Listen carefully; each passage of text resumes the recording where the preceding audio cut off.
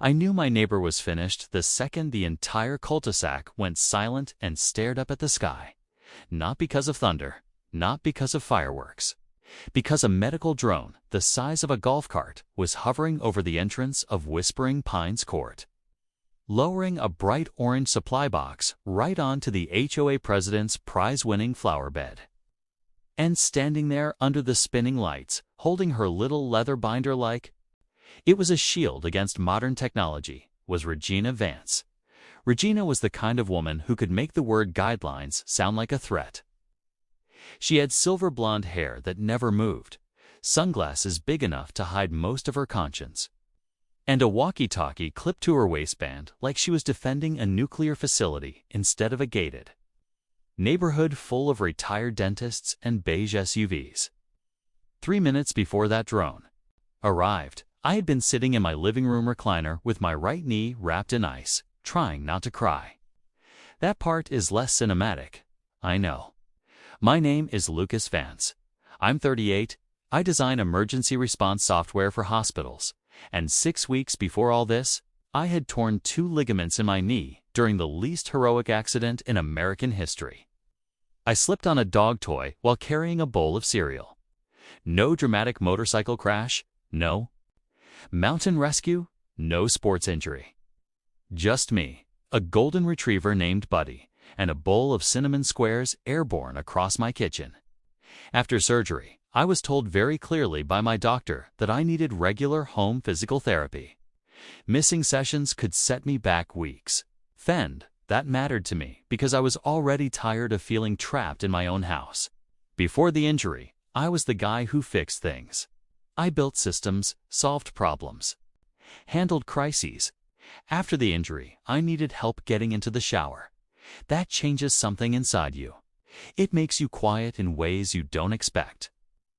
So when my physical therapist, Sarah, called me that Tuesday morning and said, "Lucas, I'm at your neighborhood gate, but there's a woman refusing to let me in," I already felt that tired embarrassment rise in my throat. I asked, "Big sunglasses? Clipboard. Looks like she reports children for." Laughing too loud, Sarah paused. "That is very accurate." I sighed and reached for the intercom. "Regina," I said, trying to sound calm. "That's my physical therapist. Please let her through."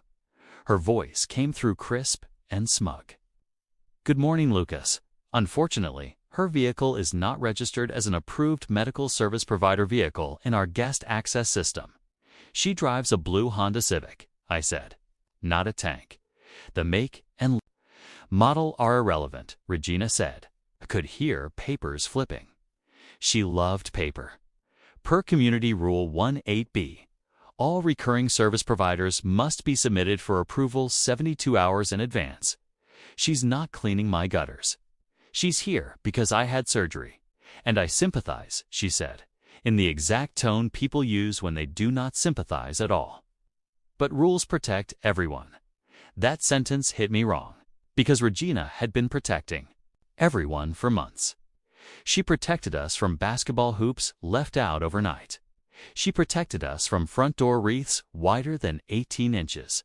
She protected Mr. Gallagher, a Vietnam veteran, from flying a flag she said was visually aggressive.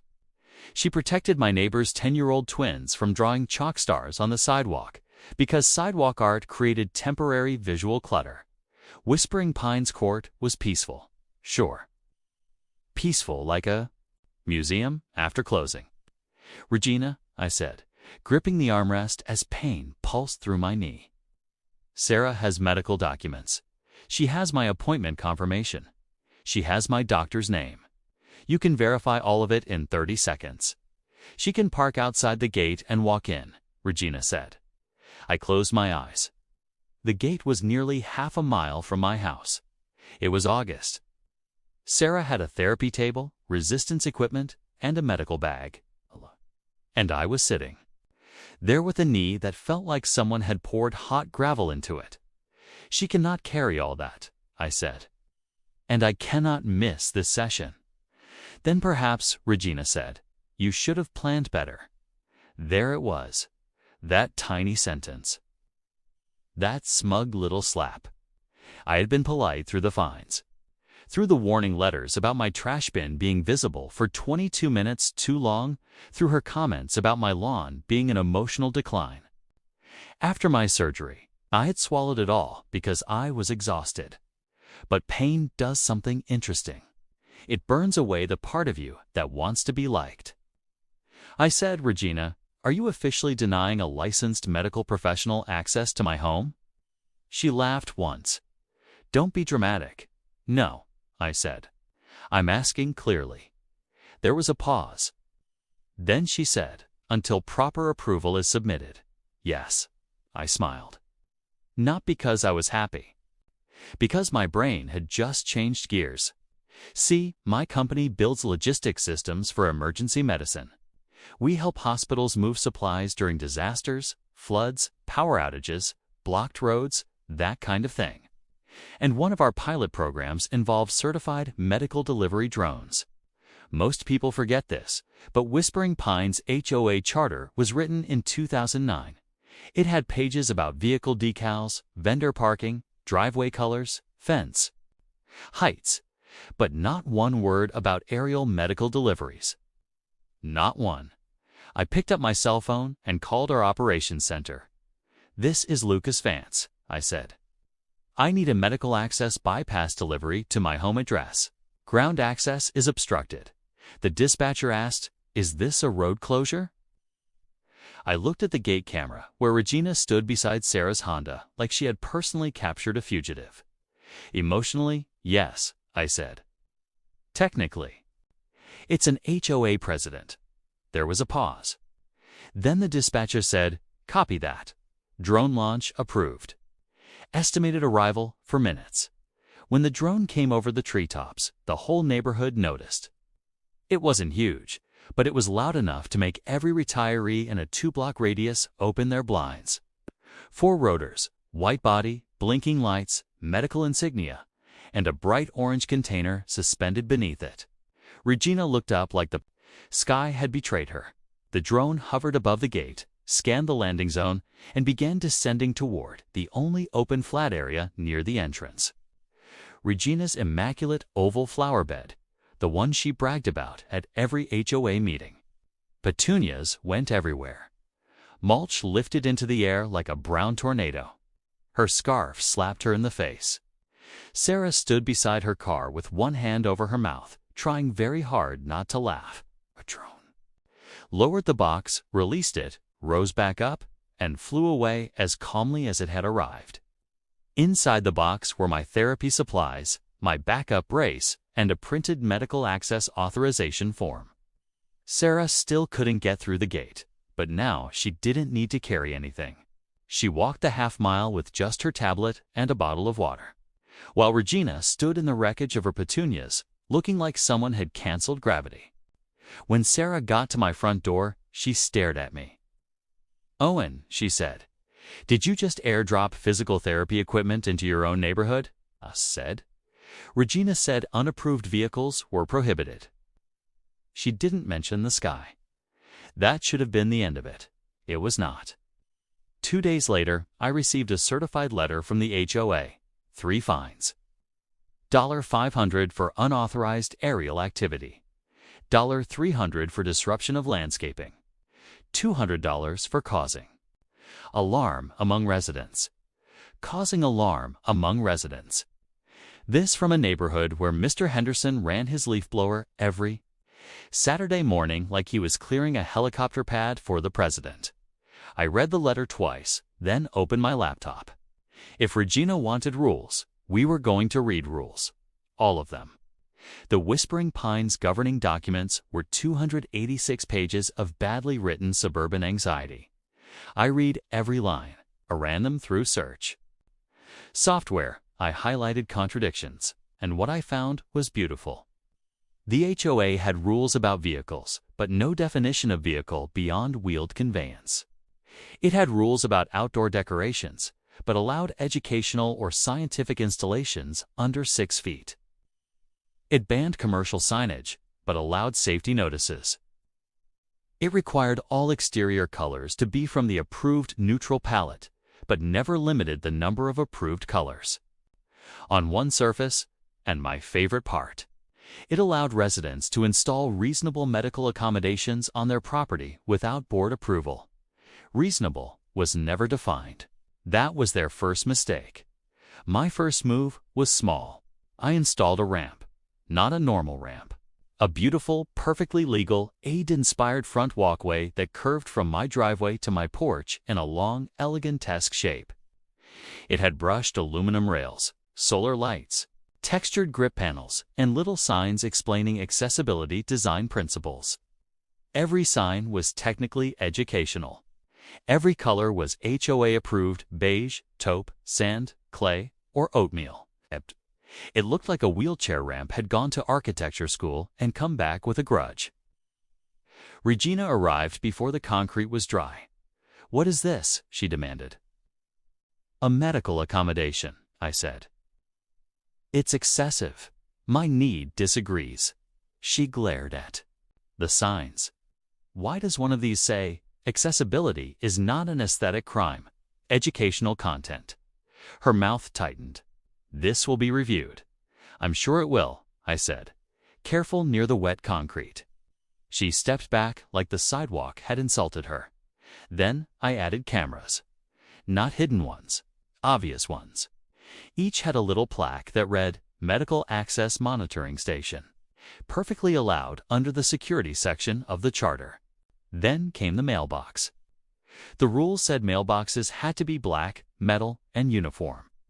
So I kept mine black and metal, but commissioned a local metal worker to build a regulation-sized mailbox shaped like a tiny emergency room entrance, complete with 2 little ambulance doors on the front. The HOA rules said nothing about tiny ambulance doors. Neighbors started slowing down when they passed. Some smiled, some shook their heads, some looked terrified, like rebellion might be contagious. Then, one afternoon, Mr. Gallagher came over while I was outside adjusting one of the solar lights. He was in his 70s, always wore a ball cap, and usually kept to himself. "That ramp's something," he said. "Too much?" I asked. He looked toward Regina's house. "Not enough." Then he told me about the flag, how she had fined him, how he took it down because his wife had just died and he didn't have the energy to fight. That did something to me, because that's how people like Regina win.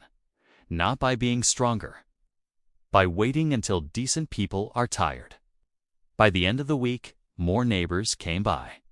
A woman named Sophia told me Regina made her repaint her daughter's purple birdhouse. A young dad named Ethan said she reported his kid's lemonade stand as unlicensed commerce. Even quiet Mr. Henderson admitted she fined him for leaving his garage door open while he carried groceries inside. I realized I wasn't just angry for me anymore, so I planned a next step. I hired a contractor named Ray Bell, a former theater set builder who now specialized in custom accessibility installations.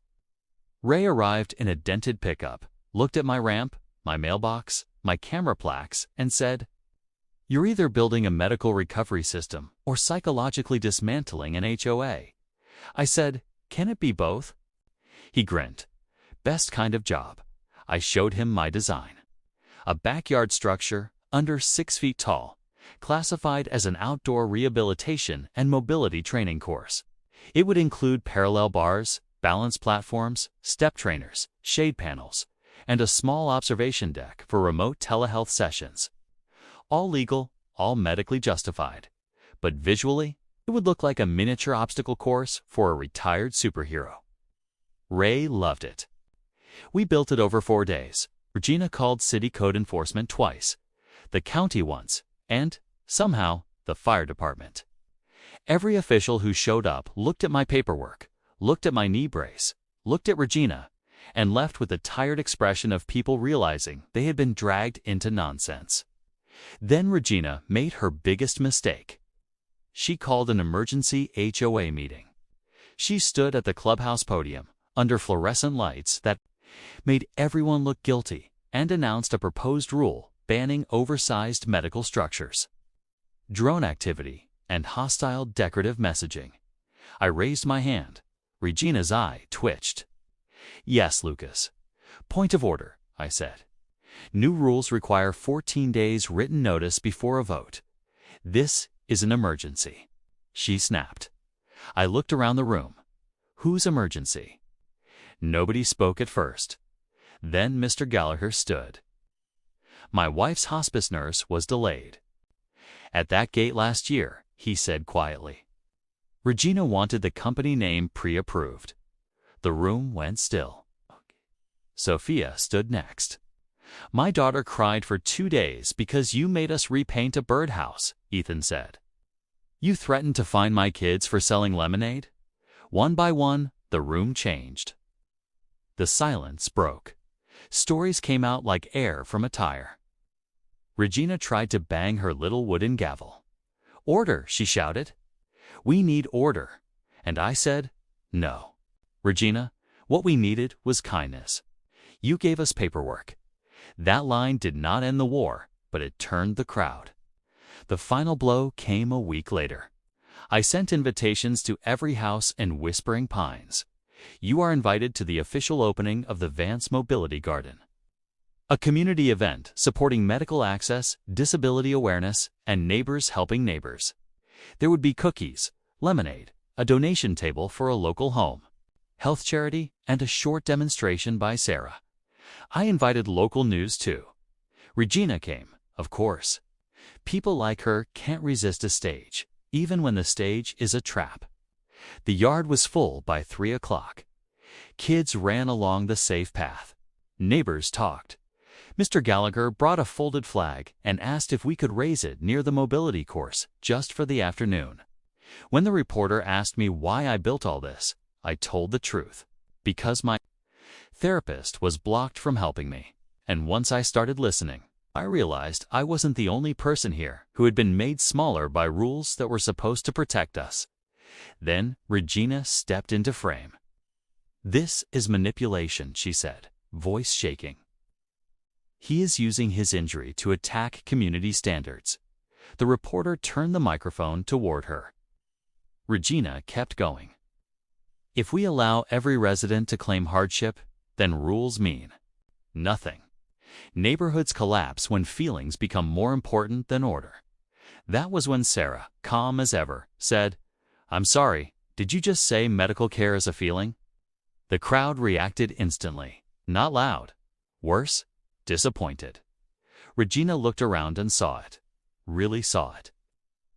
No one was afraid of her anymore. Not Mr. Gallagher, not Sophia, not Ethan, not me. Then Buddy, my golden retriever, trotted out of the house carrying one of Regina's old violation notices in his mouth. He dropped it at her feet, wagged his tail, and sat proudly. The yard exploded with laughter. Regina left before the cookies were served. 3 days later, she resigned as HOA president. The board sent a letter saying they would reassess enforcement priorities. That's suburban language for, we messed up, but our lawyer told us not to say that. The new board passed a medical access rule the very next month. No licensed nurse, therapist, caregiver, emergency worker, or medical support provider could ever be blocked at the gate again over vehicle paperwork. Mr. Gallagher put his flag back up. Sophia's daughter repainted her birdhouse purple. Ethan's kids reopened their lemonade stand, and I bought the first cup for $5. As for me, my knee got better. Slowly, painfully. Honestly, it still aches when it rains. But every morning, I walked that long. Ridiculous ramp to my mailbox, past the tiny ambulance doors, past the educational signs, past the mobility garden that is now mostly used by neighborhood kids pretending to train for ninja missions. And sometimes I think about Regina. I don't hate her. That would take too much energy. But I do wonder how many people like her are out there hiding behind rules because rules make them feel taller. Rules matter. Of course they do. But when rules become more important than people, someone has to push back. Even if they do it with a drone, a ramp, a mailbox shaped like an emergency room. and a dog who apparently understands comic timing better than most adults. So now I want to ask you, did I go too far? Was I wrong to turn one blocked therapy appointment into a full neighborhood rebellion? Or was Regina exactly the kind of person who needed to be challenged in front of everyone? Drop your thoughts in the comments and subscribe to HOA Neighbor for more, because I really want to know where you draw the line between order and compassion. And if you have ever seen someone abuse a tiny bit of power at work, in a neighborhood, at school, or even inside a family, tell that story too. Sometimes justice does not show up wearing a cape. Sometimes it shows up with 4 propellers and lands right in the petunias.